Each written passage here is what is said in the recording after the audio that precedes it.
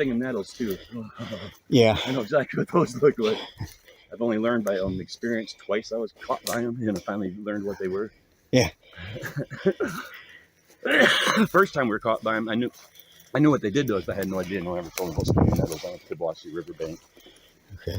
And I think I told you the story. We're stone drunk, and my brother, we were laughing and everything. My brother, we were fishing for carp. All you could catch in Tibuacy at the time were carp and catfish. There was no other fish in the Tibuacy back then when I was a kid with my brother. But so we're getting drunk on Mad Dog that was swiped from Levi Party Store, square like this, and just we even started taking a puffy grocery bag in there and open it up and put a few of them in there and walk.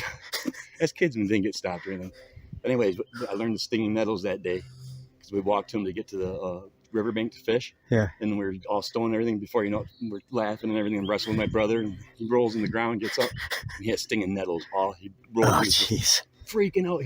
I was freaking out because he was screaming and yelling. I didn't know what happened to him. I don't even think he knew what happened to him. Yeah. Because once he had them all in him and they hit you, man, it's fucking burns and edges and you freak out. And so he's all freaking out. And finally we figured. And then as I was getting him on my legs. They said, it's this stuff, Yeah. It's whatever this shit is. And then later on I figured out stinging nettles by someone, my dad or something. I've seen them, but I've never gotten stung by them. And then there was a Salt River in Midland when my parents came to visit. They rented a cabin on the Salt River in Midland. And the smallmouth bass running up this river from the Tibuacy to spawn. And my dad found out about it because he had rented that cabin there. The guy told him. And so me and Frank got our gear because I told him about tons of smallmouth. And we'd catch smallmouth after smallmouth, big ones, little ones. What do you call that? Size of a fish? Angler, master angler. We're catching master angler smallmouth bass, which would probably be like a 6-7 pounder, about 25 inches or whatever. Yeah. We're catching them like that, little ones. We couldn't keep them off, man.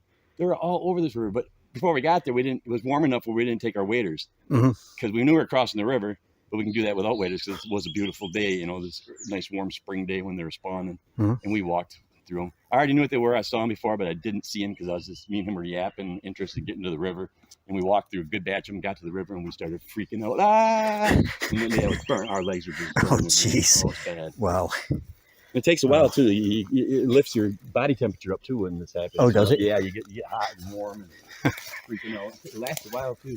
Wow. It's always hard to tell if you're not checking a clock because bad things seem like a longer time. But, it seemed like 10 minutes. Probably was for a whole straight 5 minutes and we freaked out and then it started cooling down.